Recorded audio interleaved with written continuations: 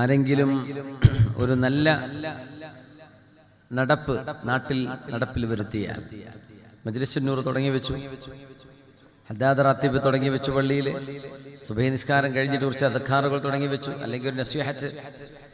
സുബഹി നിസ്കാരം കഴിഞ്ഞ് സൂര്യൻ ഉദിക്കുന്നത് വരെ ഇൽമ പറഞ്ഞു കൊടുത്താൽ, ഇൽമ കേട്ട് കഴിഞ്ഞാൽ ഇസ്മായിൽ നബി അലൈഹിസ്സലാമിന്റെ മക്കളിലെ 4 അടിമകളെ മോചിപ്പിച്ച കൂലിയുണ്ടെന്ന് റസൂലുള്ളാഹി സ്വല്ലല്ലാഹു അലൈഹി വസല്ലം.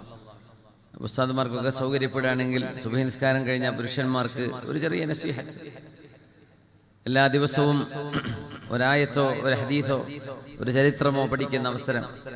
അസ്ർ കഴിഞ്ഞാലും അങ്ങനെയാണ്. അസ്ർ കഴിഞ്ഞ് മഗ്രിബിനിടയിൽ അസ്ർ നിസ്കാരം കഴിഞ്ഞിട്ട് ചെറിയൊരു നസീഹത്ത് പറ്റുമെങ്കിൽ അതൊക്കെ വളരെ കൂലിയുള്ള വിഷയങ്ങളാണ്.